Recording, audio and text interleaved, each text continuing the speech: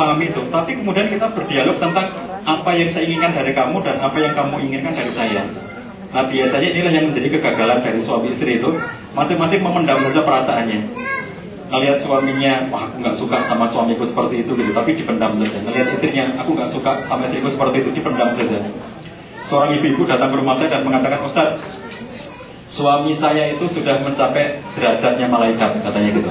Sudah mencapai makom malaikat. Tidak seperti yang Ustaz katakan, contoh-contoh suami-suami itu. Dia beda, suami saya itu, kata dia. Saya tanya, gimana Bu derajat malaikat itu gitu? Ustaz kan mengatakan, kalau suami pulang, istrinya di rumah, tolonglah disambut suaminya itu ya, Anda berdandan dengan rapi, disambut dengan sebaik-baiknya gitu. Itu sudah saya lakukan Ustaz. Tapi suami saya begitu pulang, saya sudah berdandan dengan rapi, dengan seksi, dengan sangat baik, wangi-wangian segala macam gitu. Suami saya pulang, Assalamualaikum, sudah langsung masuk dalam kamar dan sibuk lagi di kamarnya gitu. Sebagaimana katanya, suatu ketika saya sengaja tidak berdandan, acak-acakan, suami saya pulang itu, Assalamualaikum, ya sudah dia masuk lagi dan tidak ada celaan. Saya berdandan tidak dipuji, saya acak-acakan tidak dicaci maki. Itu artinya suami saya itu sudah mencapai derajat malaikat. Dia tidak lagi memerlukan atribut-atribut seperti yang Pak Ustadz sering ceritakan itu, katanya begitu. Saya bilang tidak begitu Bu. Yang sebetulnya terjadi adalah suami ibu itu gagal mengekspresikan keinginannya. Semua orang punya keinginan. Kalau ditanya bapak-bapak ini pengen istrinya seperti apa sih? Semua punya keinginan. Ibu-ibu kalau ditanya pengen suami seperti apa? Semua punya keinginan. Cuman apakah itu terekspresikan dengan tepat? Seringkali tidak bisa mengekspresikan.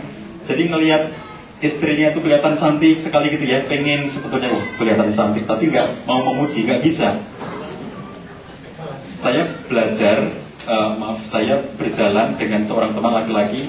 Ada sebuah kegiatan dakwah diundang sampai ke wilayah pedalaman Papua, sampai ke Jaya-Wijaya, sampai ke orang-orang yang pakai OTKD ya. Saya sampai sebulan di sana bersama dengan seorang teman laki-laki, dakwah di berbagai daerah-daerah pedalaman. Menjelang pulang karena sebulan itu, saya tanya teman perjalanan saya laki-laki itu, saya tanya begini, kamu perjalanan meninggalkan istri sebulan begini, kamu kangen nggak sama istri kamu, rindu nggak? Gitu. Ya rindu dong, masa meninggalkan istri nggak rindu gitu. Kamu ngomong nggak sama istri kamu kalau kamu kangen gitu? Ya enggak lah, nanti dia GR lagi, katanya begitu.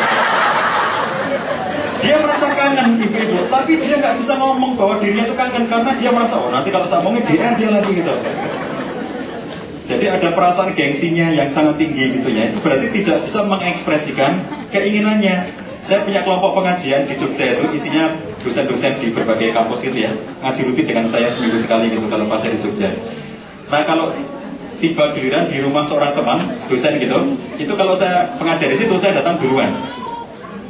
Nanti yang nemu istrinya tuh kalau ngomong banyak sekali. Jadi begitu ngerti saya datang duluan itu langsung disambut, langsung ditanya macam-macam gitu. Gimana kabarnya Pak Cahyadi? Saya belum menjawab, dia sudah bertanya lagi. Gimana kabarnya Bu Ida Pak Cahyadi? Belum saya jawab, sudah ditanya lagi. Oh kemarin saya dengar anaknya sakit Pak Cahyadi ya, di rumah sakit ya. Belum saya jawab, dia bercerita. Iya loh Pak Cahyadi, anak saya tuh sakit dulu di sana. Malah akhirnya dia bercerita panjang sekali tentang anaknya yang sakit. Dia banyak bertanya tapi nggak mendengarkan omongan saya. Malah dia bercerita sendiri dengan sangat asyik gitu. Setelah dia banyak ngomong itu, dia ngomong, Pak Cahyadi, gimana sih caranya untuk mengurangi banyak ngomong seperti ini? Masalahnya itu, kata dia, kalau saya banyak ngomong seperti ini di rumah, suami saya tuh diam saja, kata dia gitu. Jadi saya nggak tahu dia tuh senang apa enggak. Nah, suatu ketika, istrinya ini karena juga bekerja, punya instansi gitu, dia mendapatkan tugas pelatihan seminggu di Jakarta. Akhirnya dia ikut pelatihan itu. Suaminya dengan 3 anaknya di rumah di Jogja. Hari pertama dia dengan 3 anaknya tuh. Istrinya lagi nggak ada kan, jadi hari pertama dia dengan 3 anaknya itu di Jogja masih merasa biasa-biasa aja. Hari kedua, hari ketiga nggak ada istrinya di rumah ya. Suatu ketika ketemu saya tanya, gimana kondisi di rumah? Waduh Pak Ustadz, rumah sepi, radionya pergi, katanya. Jadi biasanya dia masuk rumah itu nggak usah bunyikan radio, radionya bunyi sendiri gitu ya. Berita daerah, berita nasional, berita internasional, iklan segala macam itu keluar dengan sendirinya gitu. Tapi ini begitu dia masuk sepi sekali gitu. Jadi dia merasa kehilangan. Nah itu saya bilang, begitu istrinya pulang itu, nah itu kan, sebetulnya suami itu menikmati sekali obrolan itu. Tapi dia nggak bisa ngomong gitu loh. Jadi diam-diam dia itu menikmati obrolan itu. Makanya kalau pengen ngobrol, ngobrol aja. Kalau pengen cewek aja, saya bilang gitu kan. Jadi begitu dia ngomong di rumah, ngomong aja gitu.